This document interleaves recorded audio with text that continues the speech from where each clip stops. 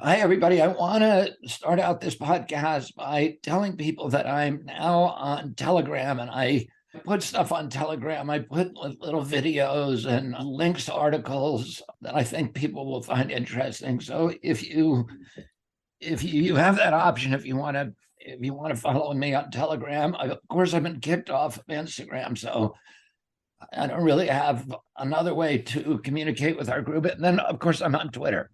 So people who don't get enough of me on here, which I'd be surprised about, can find me on those other sites. I am really excited today to have one of my old and very, very close friends, Fran Drescher, who I've known for more than 20 years and who's been a big activist and supporter on environmental issues. We've partnered on a lot of environmental issues in the past. And let me give you, I actually, Fran, I have your biography here, which was great, but I actually read your Wikipedia. And anybody who wants entertainment ought to read Fran's Wikipedia. There was so many, I thought I really knew you and knew everything about you, but there's so much stuff in this. It's about 20 pages, and it's really, really interesting and fun to read. I don't know if you've read it, but I really had fun reading it. So Fran is best known for her portrayal of the beloved Fran Fine in the hit television series The Nanny, which she created, wrote, executive produced, and of course starred in. She was nominated for 2 Golden Globes and 2 Emmy Awards for Best Actress in a Comedy Series. Of course, she was in Saturday Night Fever, which I did not remember that. I have to go back and look at it. I did remember you in Spinal Tap, which is, the cult classic by Rob Reiner, and one of my favorite movies, really an extraordinary movie. My wife at that time, Cheryl, who you know well, another comedian and actor, was Rob Reiner's personal assistant. This is before she got the job on Curb Your Enthusiasm at the time that he made Spinal Tap. And that's just one of many, many areas where kind of our paths cross. Another is that I did not remember that you were in Ragtime. And the home that I lived in when my son Bobby, who you know was born, was the Ragtime house where the film was shot in Mount Kisco, New York. It was their kind of recreation of Yonkers. I don't know if your scene was in that house. And then the other really close connection that you have kind of with Cheryl is this long relationship you've had with Ray Romano, where you went to Hillcrest High School in Queens together, and then both made TV shows about your experience at that point of your life. And at one point, I think you do in the Nanny, you did a fake high school reunion where Ray came to the reunion, and Cheryl is very, very close to Ray, was in one of his an early movie with him, and she plays, and she was in The Grand also with him, and she plays poker with him almost every Tuesday night. Wow. You've also been an amazing activist. You've been amazing on the public health issues, and you had this extraordinary battle yourself, and you developed very early on this philosophy about taking care of your own health, that we all need to be our own doctors, because you were told by 8 different doctors that you did not have cancer before actually getting a proper diagnosis. And you've been really outspoken about taking control of our own recovery, of our own health. You've also been great on one of the issues that you and I have worked on, which is plastics.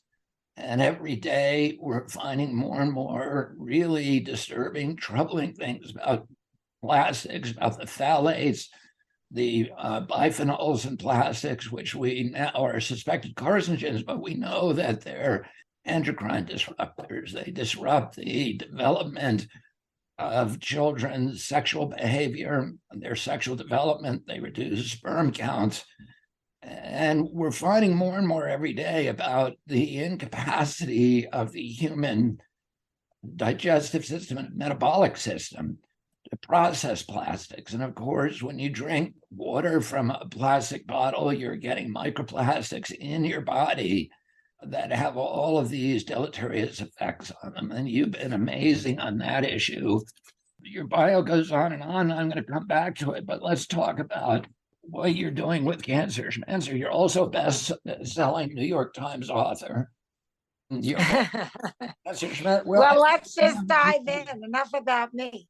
I mean, okay, not about you now. Talk about yourself. By the way, well, I'm also the president of SAG-AFTRA. Yes. Now, and I did start something called Green Council, since you were talking about plastics, because I do think that it's time that our industry galvanized as one entity, all the different members that make up a production, all the different unions and producers, and come together under one umbrella, which we call Green Council. And we're making our mission number one, an industry-wide ban on single-use plastic, both on camera and behind the scenes. And I think this is particularly important because it's a very effective way that we can leverage the visual normalizing of single-use plastic and change that narrative. So it's really a big vision. It's really important to me, as the first environmentalist who's president of this entertainment union. And we have a lot of very high profile members that are at the ready to help push this commitment by the industry to all the viewers around the world, and really make the influence of this action bigger than the sum of its parts. So that's one thing that I'm very excited about. Cancer Schmancer, we have our annual Masterclass Health Summit this year on January 21st, and it's at the Annenberg Beach House in Santa Monica. And it's kind of an all-day thing with different speakers and breakfast and lunch. And we do it every year with different themes. And actually this year, it's the environmental impact on your health, because many people do not associate with how you live, with how you feel. And there's really no wiggle room. It's actually a direct line. And we have to start, when you talk about all of these things, from agrochemicals and plastics and hormones that are in food. So all of these things impact our children's health. And there's a reason why there's so much autoimmune problem that is escalating. And that has a lot to do with the agrochemicals that you actually went up against Monsanto with some of that stuff, the weed killer. And it's really important that we eat very pristine food. And if we don't, what we're doing is creating health issues, because the agrochemicals like glyphosate, that is making tiny little holes in your gut. So you develop leaky gut. And that leaky gut is what's creating all the autoimmune problems that we see. The level of obesity from the GMO corn syrup sweeteners that's hidden in so much, particularly food that's targeting children. I think that one of the big missed conversations, unfortunately, through the pandemic, not with Cancer Schmancer, but out there in the zeitgeist, was that this is really an opportunity to see that we're actually a very unhealthy nation. And we have a lot of these secondary health conditions that made getting the virus even more of a complication. Whereas people that really aren't fighting a lot of these secondary conditions, in many cases, I mean, they got it and they got well from it.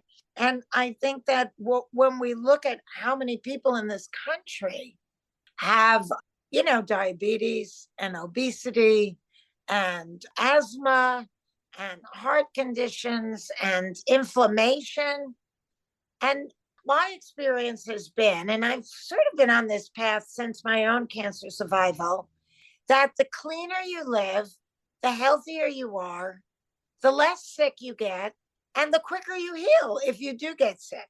So for me, food is medicine, medicine is food, and living very pristinely makes a huge impact on your health. And people are mindless consumers for the most part.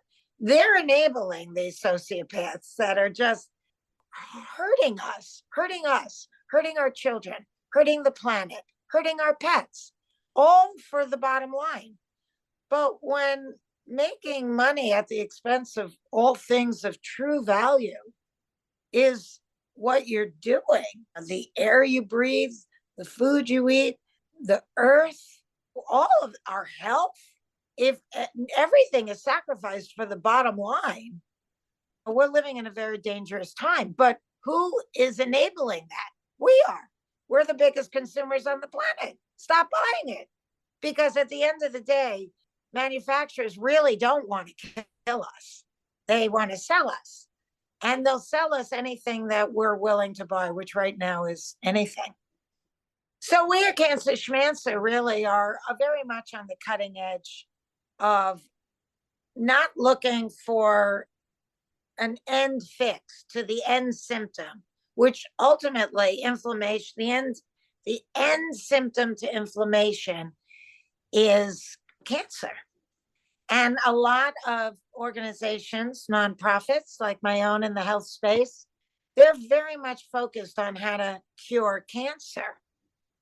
But it's much more practical to identify causation of cancer and eliminate it. So we educate, motivate, and activate our followers and teach them through events like the Masterclass Health Summit, which does stream and get chopped up into a home video course that is also offered for free, but then you can make a small donation for your digital download. And it's just, people say that it really changes their life because they don't hear this stuff from their regular doctor in most cases, unless you're with a very progressive alternative medical doctor who is really looking at the whole body as a system and not just the part that's broke and trying to fix that, but understanding why it broke in the first place. I think it's the future of medicine, and there's a large population of doctors that are reassessing all the systems in the body and really digging deep to see where the deficits are and how your lifestyle is contributing to that. And I'm just here to try and convince people to live more pristinely. I mean, you're so motivated to help children's health, and yet there's so much targeting kids, and they're really not very discerning consumers. But also when they go to school, what are they cleaning? What industrial cleaning products are they cleaning desks with? And what are they spraying on the playing fields that they say you can't go on it for 24 hours? So do I want my kid on it in hour 25? I don't think so. It's like, what is this? Why are we in bed with the chemical industry? It's all repurposed war chemicals imposed on civilian life. And I don't know. I think we're very easily brainwashed. It's everything got wrapped up in the 20th century and what's modern and convenient. And the idea of just getting down on your hands and knees and pulling out weeds, people don't think about that anymore. I remember when I asked my friend who's a partner of Cancer Schmancer and the founder of the Plastic Pollution Coalition, well, what do you put on like a bowl of food that you want to put into the refrigerator? And she said, instead, in lieu of like saran wrap, I couldn't think of what else I could use. And she said, we use wax paper.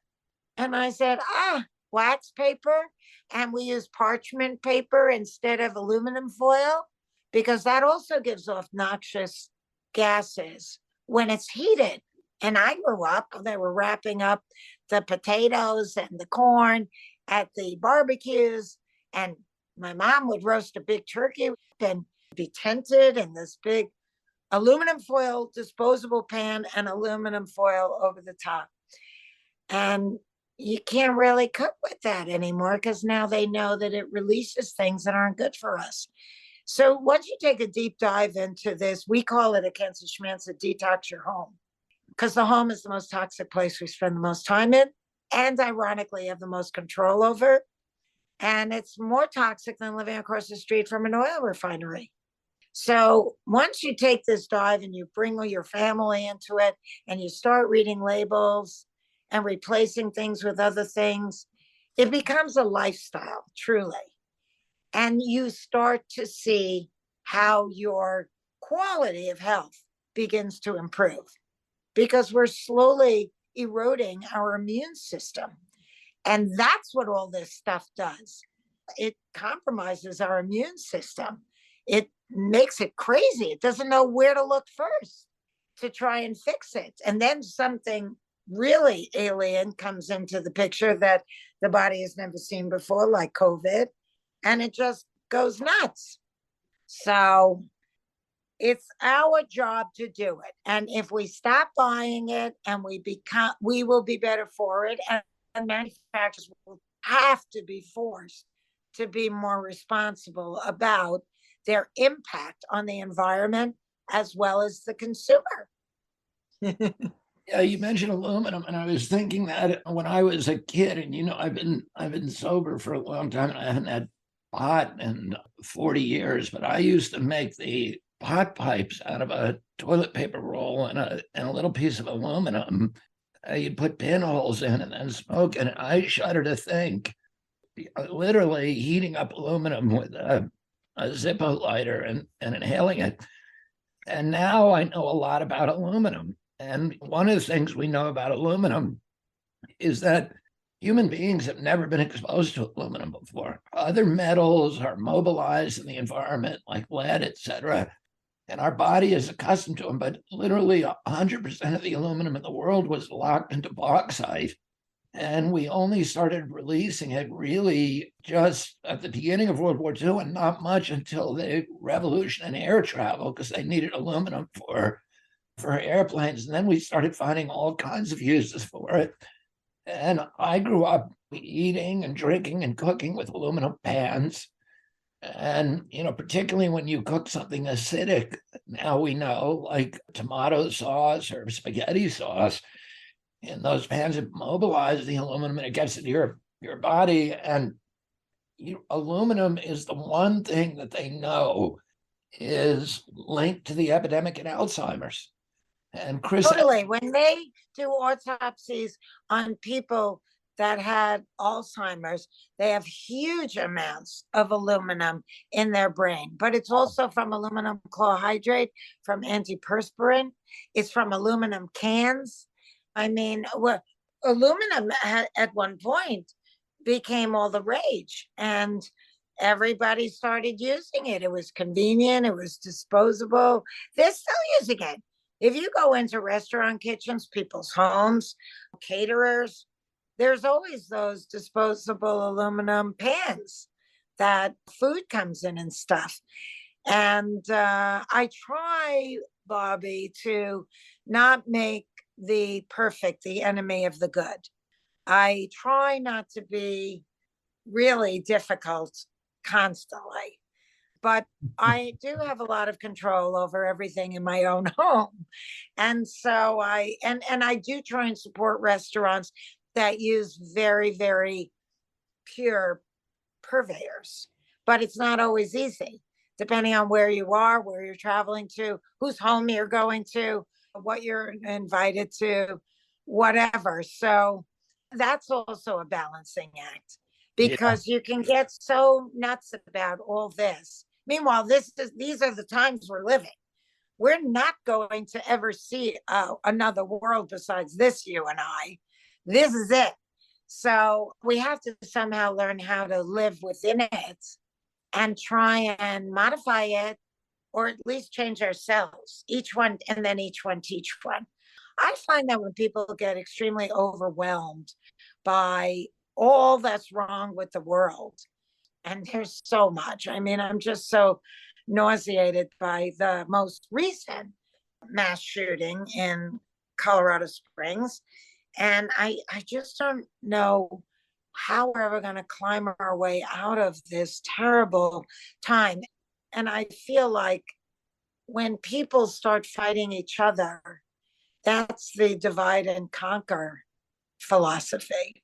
Yeah. So somebody is benefiting from the divide of our, Called the World Economic Forum. They want us all fighting each other and not noticing that they're stealing everything that we own, including our children's health, commoditizing our landscapes, our kids, our health, and then militarizing and monetizing public health. And like I think you found out when you had cancer. You and I are both friends with Woody Harrelson. Woody Harrelson and his wife, Laura Lee, visit us sometime in the summertime up at the Cape, and the first thing they do is they go out and they buy all new pots and pans because they won't cook in any of the stuff that I have in my house. So now I have, we use a lot of the old irons because even if you get rid of the aluminum, this is what you said about making the perfect the enemy of the good. It's really hard to live in a way that keeps all of this stuff away from kids. But then you get into the Teflon and these coatings, which are really, really bad. Those are all forever chemicals. They're PFASs, PFOAs that are incredibly harmful to you. But we do a lot of our cooking now on the old style iron skillets that are a little harder to clean, and you get more sticking to them. But there are many, many generations that worked with that pretty well.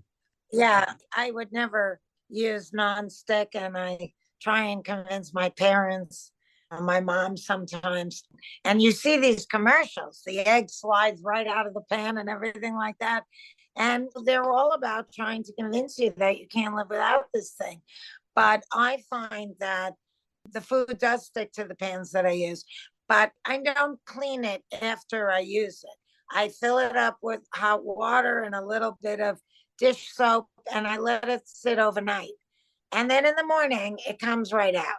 So I think that it's just creating different habits and learning how to live within the margins of the things that are actually more healthy for you, but maybe not as in the short run convenient, in the long run extremely inconvenient because of its long-term impact on your health and the environment. And I just don't know, when are we going to get out of the chemical business? I mean, why is our government always turning a blind eye? Why does the European Union eliminate things, by the thousands, and we eliminate things by the tens? One of the things that I would say to people so that we don't depress them is that, particularly, I know a lot about glyphosate because of the Monsanto cases and because I've been working on those issues for many years. But one of the things about glyphosate that is very encouraging, if you start eating organic food, the glyphosate disappears from your body almost immediately. And because of what I do, I have many, many parents of kids who have autism diagnoses or have behavioral issues, ADD, ADHDs, and many, many other issues. And what they almost universally say to me is when we start feeding our kids organic, their behavior gets much better. They feel a calmness. I had several years ago, I started having memory problems, and I had a photographic memory, but I lost it and began having word retrieval problems. I couldn't remember people's faces, and I did a lot of different, medical tests to try to figure out what was going on. And I found out at that point and I had enormous mercury levels. I had 10 times EPA considered safe. And I ended up getting the mercury chelated out. So I got it removed, which you can do with mercury. And there's a number of different ways to do it. But there is no real way that is of removing aluminum. And aluminum Were is, you eating a lot of fish and I sushi and was stuff like that? yeah, Mercury doesn't hold in on men as much as it does on women and children because they don't have as high a fat content. yeah, but mercury is a lot worse for men than it is for women. And the reason for that is that testosterone amplifies the neurotoxicity of the mercury molecule, whereas estrogen tends to wrap the mercury molecule and protect the human brain. And And they, it's an antioxidant, and it's the only yeah, antioxidant that's found in every cell of the human body. The yeah. only one. I get sometimes, an IV for glutathione. It's really good. Anyway, Mm, there's a lot of, there's a that's fascinating. woman who did those studies was a really brilliant scientist called Jill James, who was an NIH scientist for a long time. But anyway, she did those kind of initial studies, and then there's a lot of studies that link testosterone, to mercury injury. That women with high mercury levels tend to get depression. There is some link. There's a Yale study that links it to eating disorders that affect you Mm, in life. But the men tend to get immediate and really devastating, or the boys really devastating brain injuries. that's fascinating about the eating disorders. A lot of people that eat a lot of sushi in the Western world don't really know how to eat sushi the way Asians do. And they look at the wasabi or the pickled ginger just as condiments. I don't like it. I want it. I'll have a little soy sauce, whatever. But actually, there's very scientific basis for why those are eaten along with eating raw fish. That, of course, the Japanese know for millennia, but we in the Western world, and we give it to our kids too, don't really understand that the wasabi kills the bacteria in the gut from the raw fish because it creates like a fire in the belly. As with many cultures that eat spicy food or hot food or food that creates fire in the belly, and you're supposed to have that with every piece of fish. And then when you eat the pickled ginger, that has all the good gut bacteria, all the probiotics in it, because anything that's fermented like that has a lot of good bacteria. And so then you eat that and you refortify the gut so that you have a strong presence of the healthy bacteria. And this balancing act of our internal microbiome is key to our health. And we, you, me, and everybody listening, is basically the thermostat of our body. And we have to kind of like step outside of ourselves and observe what is happening around us that may be considered an interference for keeping a healthy, like that 72 degrees on your thermostat. You know what it feels like when you feel great. Unfortunately, most of us have lowered the mean of what we consider feeling okay. And we're very drug dependent, and we get tired, or we have cognitive problems, or skeletal problems, or muscular problems, or intestinal problems, all of these things. And we're not really thinking that that's not really the way we're supposed to be feeling. We're getting used to it, but it's not really the right way to feel. And so we have to take control of our own bodies and start to think, okay, I was in this elevator and some dude was coughing all over me. So maybe by the time I get to my office, I'm going to amp up on some vitamin C. Maybe I'll have a little cup of green tea. I'll wash my hands, whatever, to offset the interference. Or you get into a fight with someone, or your boss yells at you and you didn't feel like you deserved it. So now you're stressing. That too will challenge your immune system. Stress very quickly will like upset the immune system to not work at an optimal. So then you got to think to yourself, okay, I don't want to get sick from this. So I'm going to take some antioxidants. Maybe I'll take a walk because that'll de-stress me. Or I'll lie down for 10 minutes and close my eyes. Or I'll look around the room that I'm in and really take it in like I haven't ever seen it before to bring me into the present. So I'm not up in my head or having arguments that no longer was over already. So this is us being in charge of our own body and understanding that the gut microbiome. Now, when we talk about systems in the body and why an alternative doctor is so plugged into this, gut is brain and gut is immune system. If your gut bacteria is out of whack and you don't have a really good population of healthy gut bacteria, it's going to affect your brain. It's going to affect your immune system. Everything can affect the immune system. And that's what we constantly have to be on top of. And that's why I'm always telling people all of the products that we use, the household items that we clean with, the gardening things that we use, everything, all our personal care items, including oral hygiene, and all the foods that we eat and the beverages that we drink and the vessels that they all come in have to be reevaluated. And that's just the tip of the iceberg.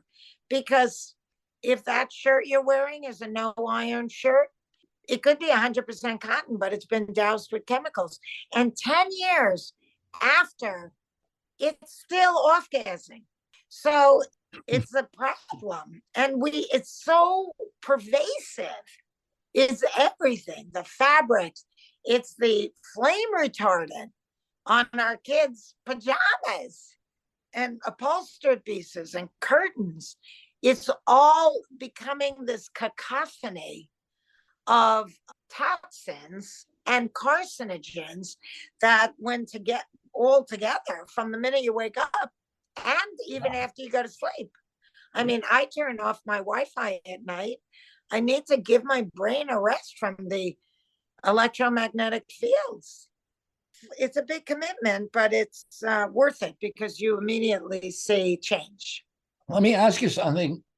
When you ran for after you were, I was approached to run. It's SAG-AFTRA. I wanted to run as an independent because I don't really understand what parties are doing in a union when really the opposition is the people on the other side of the negotiating table and not each other. And I even told the people that asked me to run, I don't think you realize that I'm much more radical than you expect. And they said, we really don't care. We just, if, as long as you're open to hearing all sides, all points of views, then the union needs somebody of your presence. It's time to take that step. And I do have a lot of experience in Washington, which I think made me extremely qualified for the job. And I am a visionary and I have big ambitions for it.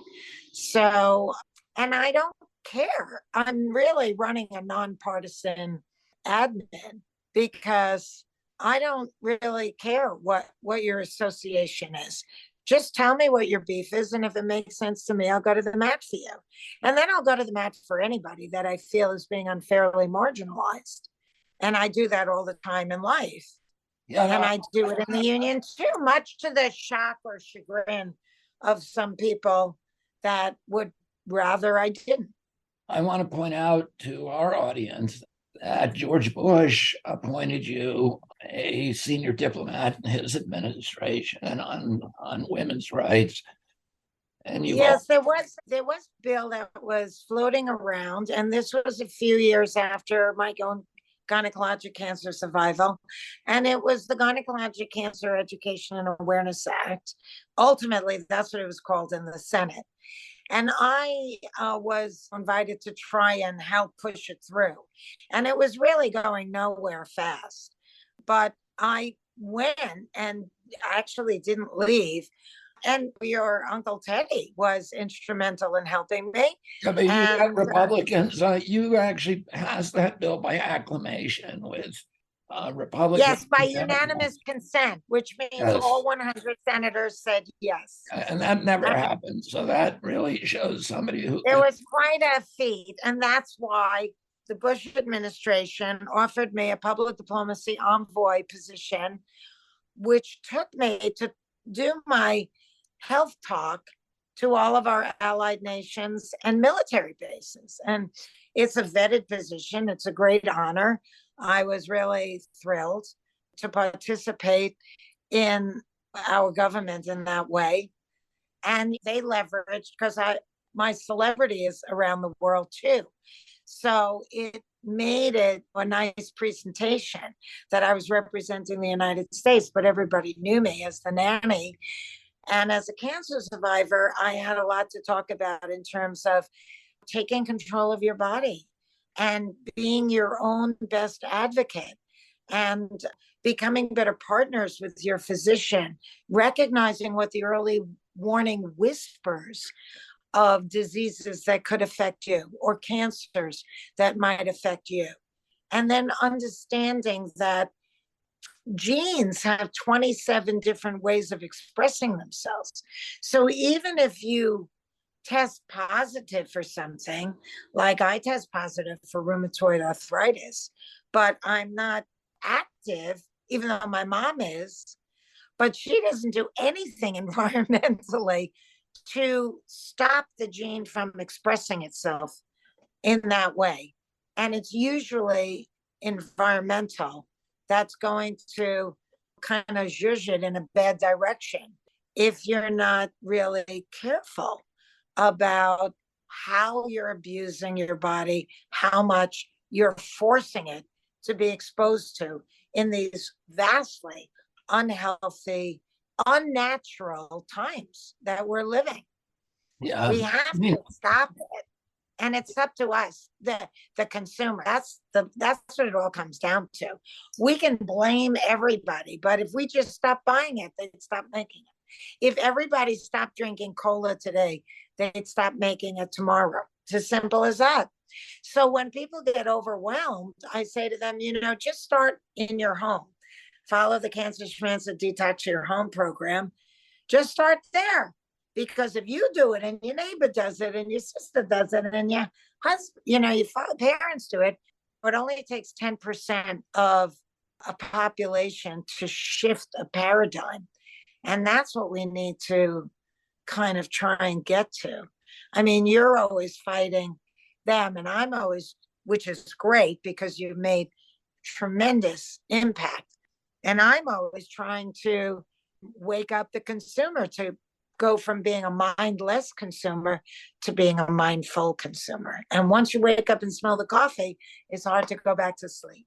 Yeah, I have the genes for spasmodic dystonia, and other members of my family do too, but theirs did not manifest. And mine started manifesting when I was 42 years old after an environmental insult. So, a lot of times if you can protect yourself, for example, 1 out of every 4 people who smoke cigarettes for 20 years is going to get lung cancer, but 3 are not because they don't have the genetic vulnerability. Right. The people who have that vulnerability don't need to get lung cancer if they just don't smoke that cigarette. Most of them won't. So anyway, right. That's true with all of these things. We need to avoid the exposures. We have to be smarter. Listen, nobody is going to tell you that if you don't bring a lot of toxins into your home, you're going to stay healthier. If you eat better, you're probably not going to need as much prescriptive drugs and all of this stuff. That actually good health is not as expensive as we think if we're really willing to change up a lot of things. Not always, but in many cases, it is environmental. And it is this constant attacking of the quality of our immune system and the level of health that we're getting used to living at. Fran, thank you for everything you do, and thanks for joining us. Thank you. And thanks for all that you do. You know, Bobby, I'm grateful that you have the courage to speak out on so many things and you make such a difference. So you live your family's legacy well. Thank you, Fran Drescher. Thanks for joining us.